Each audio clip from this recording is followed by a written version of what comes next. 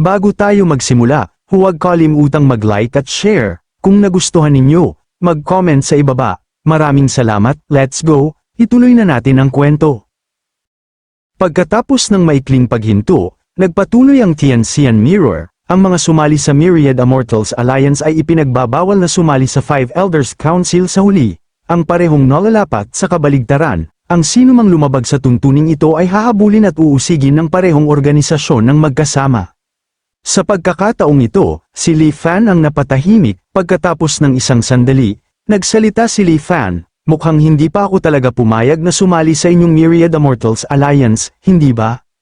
Tumugon ang Tianxian Mirror, sa sandaling pumasok ka sa Tianzuan Mirror at ang iyong Divine Sense ay naitala, ikaw ay itinuturing na kusang sumali sa Myriad Immortals Alliance. Muling nagtanong si Li Fan, pinapayagan ba akong umalis sa Myriad Immortals Alliance at maging isang rogue cultivator? Muling napatahimik ang Tianxian Mirror, pagkatapos ng paghinto, sumagot ito, maaari, gayunpaman, kung magpapasya kang umalis, ang bawat bagay na nakuha mo habang bahagi ng Myriad Immortals Alliance ay sapilitang kukunin pabalik, mangyaring pag-isipang mabuti ang iyong pagpili. Nagtanong si Li Fan kung ang mga bagay tulad ng ginto at pilak ay maaaring ipagpalit para sa mga puntos ng kontribusyon. Ang sagot ay oo, na may mga detalyadong halaga ng palitan na available sa listahan ng conversion. Nagpatuloy si Li Fan ng may pasensya, na nagtatanong ng isa-isa sa Tianxian Mirror. Pagkatapos ng mahabang panahon, sa wakas ay tumigil siya sa kanyang mga pagtatanong, wala na akong karagdagang mga katanungan sa ngayon. Napakabuti, cultivator. Kung may anumang mga bagong katanungan, huwag mag-atubiling magtanong sa akin kung kailan mo gusto. Maaari mo ring gamitin ang iyong Divine Sense upang magsiyasat ng mga bagay ng mag-isa. Ang espasyo ay muling natahimik. Habang inilalawak ni Li Fan ang kanyang Divine Sense upang hubugin ang paligid, ang madilim na kawalan ay unti-unting nagbago sa isang pino na silid. Ang bawat detalye ng mga kagamitan nito ay tumutugma sa mga nasa kwarto ni Li Fan mula sa tirahan ng Grand Perceptor sa Great Shin.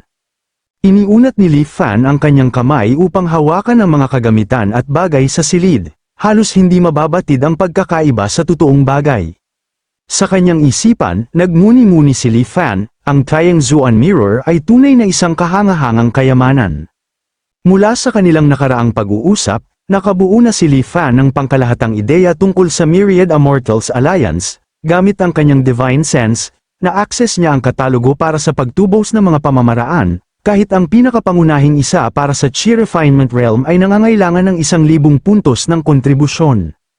Pagkatapos ay nagpatuloy siya sa mission board, pinipili lamang ang mga gawain na angkop para sa mga cultivator sa maagang yugto ng Chi Refinement. Ang samalubong sa kanya ay isang nakakadismayang pagpapakita, mga gantimpala na 5 o 10 puntos ng kontribusyon lamang bawat isa, ang paghabol sa immortalidad habang nagpapagal tulad ng mga hayop na pantrabaho. Isang kakaibang pakiramdam ang dahan-daang gumalaw sa puso ni Li Fan.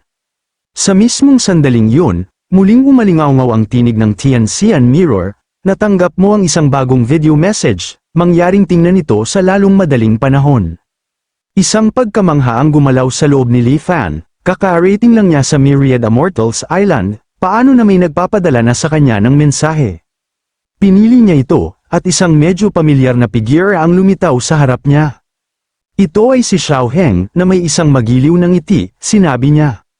Brother Li, narito ka na rin sa wakas, ang kabutihan na ipinakita mo sa akin noon sa Liuli Island ay hindi kailanman nawala sa aking isipan, sa lahat ng oras na ito. Nahiya ako sa pag-alis sa sandaling pumasok ako sa Chi Refinement Realm, nang hindi kailanman nakahanap ng tamang paraan upang magbayad sa iyo. Mula nang dumating sa Myriad Immortals Island, napagtanto ko kung gaano kahirap makakuha ng mga cultivation technique sa makabagong panahon. Ang kahirapang ito ay partikular na nakakaapekto sa mga bagong dating sa Myriad Immortals Alliance. Karaniwan silang nangangailangan ng 1 o 2 taon upang makapangalap ng sapat na mga puntos ng kontribusyon para kahit isang Chi Refinement technique. Ako ay nasa parehong sitwasyon, sa kabutihang palad, habang tumataas ang iyong antas ng pag-cultivate, ang mga pagkakataon upang kumita ng mga puntos ng kontribusyon ay tumataas din. Unti-unting gumaganda ang mga bagay, mula nang ako ay nagsimulang mag-cultivate, nakaranas ako ng ilang pambihirang swerte. Narating ko lang ang huling yugto ng Chi Refinement 1 taon na ang nakalipas, ngunit nakatagpo na ako ng isa pang balanek. Nagpaplanong pumunta ako sa mga kalaliman ng Zhongyan Sea, sa mga guho ng Cloudwater Palace. Sa paghahanap ng isang Heaven and Earth Kuryo upang itayo ang aking Tao Foundation, ang mga kuryo na tulad nito ay lubhang bihira, at ang paglalakbay na ito ay maaaring umalis sa akin ng ilang taon. Bago umalis, nag-iwan ako ng isang water attribute technique para sa iyo. Ang Myriad Immortals Island ay nasa loob ng Zhongyan Sea, isang lugar na mayaman sa enerhiya ng tubig.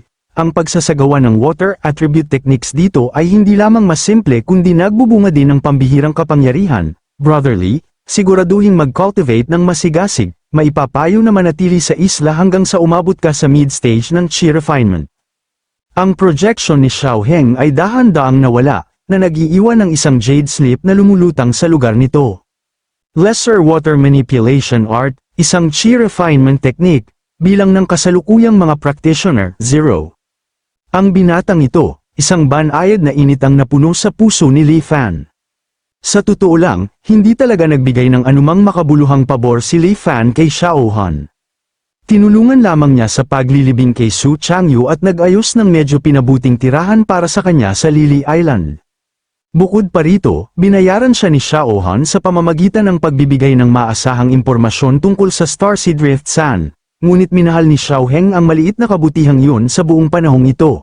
Kahit na ang kanyang pag-cultivate ngayon ay higit na lumampas kay Li Fan, hindi niya ito nakalimutan, tila nagtataglay si Xiao Heng ng tunay na kahangahangang pagkatao.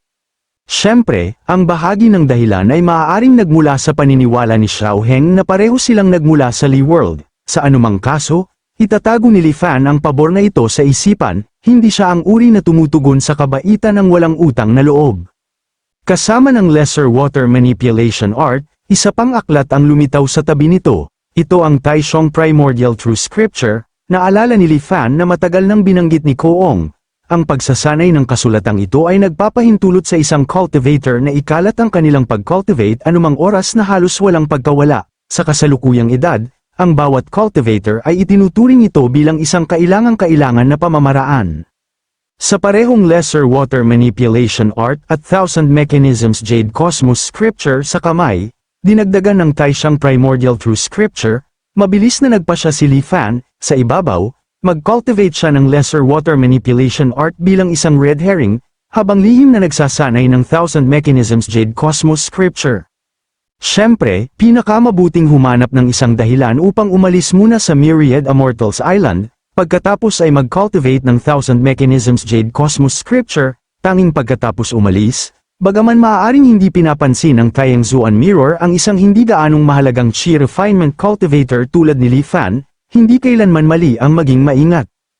Gamit ang natitirang oras na magagamit pa sa Taiyang Zuan Mirror, nagsimulang mag-cultivate si Li Fan ng Lesser Water Manipulation Art. Alam na niya na ang Taiyang Zuan Mirror ay nagbibigay ng makabuluhang kalamangan, maaaring gumastos ng mga puntos ng kontribusyon upang paganahin ang assisted cultivation mode nito. Gamit ang 10 puntos ng kontribusyon, ipinagpalit ni Li Fan ang isang araw sa assisted cultivation mode. Sa mode na ito, ang density ng spiritual chi sa loob ng salamin ay tumaas ng maraming beses, lumalapit sa antas na matatagpuan sa isang premier grotto heaven. Bukod pa rito, ang spiritual chi ay maaaring mabago sa anumang katangian na kailangan ng cultivator, na nagbibigay ng matatag at hindi maubos na supply na nag-aalis ng lahat ng mga alalahanin tungkol sa pagkaubos sa panahon ng mahigpit na pagsasanay. Dagdag pa rito, ang bawat cultivator sa mode na ito ay tumatanggap ng isang pinahusay na estado ng epiphany, kung saan ang kanilang pag-unawa ay tumaas ng husto, na nagpapahintulot sa kanila na makabisado ang mga cultivation technique ng mas malaki ang kadalian. Ang pinahusay na cultivation state na ito ay halos kumbinsido si Li Fan na siya ay nagtataglay ng walang katulad na henyo, ang pagsasanay ay naging isang mapagkukunan ng purong kasiyahan, at lubusang nahulog si Li Fan dito, ganap na nabihag. Ang araw ay lumipas sa isang iglap, sa sandaling natapos ang pagpapahusay, biglang hinayla si Li Fan mula sa walang kahirap-hirap, dumadaloy na estado ng pag-cultivate. Nang subukan niyang patakbuhin muli ang pamamaraan, ang malinaw na kaibahan ay tumama sa kanya ng matindi at malinaw. Sa assisted cultivation mode, ang kanyang pagsulong ay higit sa 30 beses na mas mabilis. Ang malaking pagkakaibang ito ay lumikha ng gayong malalim na pakiramdam ng pagkawala na halos sumuko si Li Fan sa pagnanasang tapusin ang isa pang araw kaagad. Ngunit pagkatapos tingnan ang kanyang 10 natitirang puntos ng kontribusyon, pilit niyang pinigilan ang kanyang sarili. Isang bigla, matinding alon ng kasakiman ang tumaas sa loob niya. Naisip niya, ang isang kayamanan tulad nito ay dapat na akin. Sa kasamaang palad, sa ngayon, maaari lamang managinip si Li Fan tungkol dito. Ang Tianzuan Mirror ay nagsilbi bilang isang pangunahing kayamanan ng Myriad Immortals Alliance, higit na lampas sa abot ng isang minor de edad na Chi Refinement Cultivator tulad ng kanyang sarili. Ang pag-iipon ng mga puntos ng kontribusyon sa pamamagitan ng mga gawain ng misyon ay isang mas praktikal na paraan. Biglang napagtanto ni Li Fan ang tunay na layunin sa likod ng Assisted Cultivation Mode ng Tianzuan Mirror. Ang anumang cultivator na minsang natikman ang napakahusay na pamamaraan ng pagsasanay ay halos hindi makakatiis sa tukso na gamitin ito muli. Bukod pa rito, kung ang isa ay ganap na tumutok sa pag-iipon ng mga puntos upang paganahin ang Assisted Cultivation Mode at magsanay lamang sa panahon ng pinahusay na estado, ang pangkalahatang pag-unlad ng pag-cultivate ay lalampas pa rin sa mga maginoo na pamamaraan. Mga pamamaraan, mapagkukunan, Assisted Cultivation Mode, tunay na hinawakan ng Myriad Immortals Alliance ang kanyang mga cultivator sa lalamunan. Ang pag-iipon ng mga puntos ng kontribusyon ay hindi ang kanyang pangunahing alalahanin, ang kanyang pangunahing layunin ay upang makakuha ng isang wastong dahilan upang umalis sa isla at mabawi ang Tianboat na nakatago sa loob ng storage space ng Return to Truth. Sa loob ng bangka ay isang malaking halaga ng ginto, pilak, at mga hiyas, kasama ang Heaven and Earth Curio, ang Halt Steel Fragment. Ang mga bagay na ito ay maaaring ipagpalit para sa isang malaking halaga ng mga puntos ng kontribusyon. Tungkol sa kung bakit pinili niyang hindi direktang tawagin ito sa Myriad Immortals Island, hindi siya tanga. Iyon ay magiging hayagang pagdedeklara ng pagmamay-ari ng isang mahiwagang kayamanan. Kumbinsido si Li Fan na ang bawat sulok ng Myriad Immortals Island ay nasa ilalim ng mapagmasid na mata ng Tianzuan Mirror. Ang pag-akit ng pansin nito ay mag-aanyaya lamang ng problema. Bagaman maaaring i-convert ng Return to Truth ang katotohanan sa ilusyon, nangangailangan ito ng sinasadyang kontrol ni Li Fan. Paano kung ang isang napakalakas na eksperto ay humakbang, i-lockdown ang kanyang divine sense at pigilan siya kahit na bumuo ng isang solong pag-iisip? Sa kasong yun, siya ay ganap na walang magagawa, ganap na naiwan sa kanilang kagustuhan. Hindi handa si Li Fan na tanggapin kahit ang pinakamalayong pagkakataon ng ganitong sitwasyon. Sa mismong sandaling yun, sa mahabang listahan ng mga gawain, isang pamilyar na pangalan ang nakakuha ng atensyon ni Li Fan. Liuli Island, isang kislap ng kagalakan ang nagliyab sa loob niya, at mabilis niyang tinanggap ang gawain ng misyon, pagkatapos ay maingat niyang sinuri ang mga detalye ng gawain. Lumalabas na ang Myriad Immortals Alliance ay ganap na naubusan ng Lily Pearls, ang specialty product ng Liuli Island. Bilang resulta, ang Medicine Hall ay naglabas ng komisyon, na naghahanap ng isang taong pumunta sa Liuli Island at mangolekta ng hindi bababa sa 20 Lily Pearls. Ang gantimpala ay depende sa kalidad at bilang ng mga perlas na isinumite. Ang gawaing ito ay ganap na angkop sa kanya. Upang maiwasang mailantad ang Tianboat, gumastos si Li Fan ng 5 puntos ng kontribusyon upang bilhin ang pinakamaliit na storage ring bilang takip, pagkatapos ay gumastos siya ng isa pang contribution point upang buhayin ang teleportation formation at bumalik sa Liuli Island. Pagdating sa Liuli Manor, nakilala ni Li Fan si Manager Chin, na namamahala sa pananalapi. Sinabi niya, mabilis na ipadala ang mga tao upang mang-alap ng Liuli Pearls para sa akin, ang mas marami, mas mabuti. Sumagot si Chen ng may paggalang, gaya ng iyong utos, Immortal Master. Sa pagtanggap ng kahilingan, mabilis na tinipon ni Manager Chen ang lahat ng Lily Pearls sa inventaryo ng isla, na may isang tala ng pagkabalisa sa kanyang boses. Iniulat niya, uulat sa Immortal Master, ang isla sa kasalukuyan ay may hawak lamang ng 23 Lily Pearls. Ito ang lahat ng aming nagawa mang-alap kamakailan. Kung kailangan mo ng higit pa, baka kailangan mong maghintay ng halos 1 taon. Tinanong si Li Fan, "Oh, may nangyari ba?" Ipinaliwanag ni Manager Chen, "Hindi ako magtatangka na linlangin ka, Immortal Master. Batay sa mga ulat mula sa mga bangkang pang-isda ng isla, ang mga pagkakita ng mga Liuli Fish School ay lalong naging bihira, maaaring mula sa labis na pangangalap, kailangan naming maghintay para sa kanilang populasyon na natural na mabawi bago kami makapagpatuloy sa pangingisda. Nang marinig ito, tumango si Li Fan, ngunit biglang sumulpot sa kanyang isipan ang mga salita ni Zhao Haobo. Alam ko ang sitwasyon, sinabi ni Li Fan, iniimbak ang mga lily pearls sa kanyang storage ring. Sa halip na bumalik kaagad, una siyang pumunta sa tahimik na manor, sa paghakbang sa kanyang tirahan, naghintay sandali si Li Fan, pagkatapos ay pinakawalan ng kanyang divine sense, matapos masiguro na si He Zhenghao ay hindi lihim na nag-espya sa kanya. Tinawag niya ang Taiyan boat at mabilis na inilipat ang ginto, pilak, at hold steel fragment mula rito sa kanyang storage ring. Matapos makumpleto ang paglilipat, nagtungo si Li Fan pabalik sa protective array ng isla. Habang naghahanda siyang umalis mula sa isla ng Myriad Immortals, biglang umalingaw-ngaw ang isang tinig mula sa kanyang likuran, na nagsasabing, mangyaring maghintay ng ilang sandali, nakababatang kaibigan, nang marinig ang familiar na tinig na yun. Halos ang bawat buhok sa katawan ni Li Fan ay agad na tumayo dahil sa pagkagulat.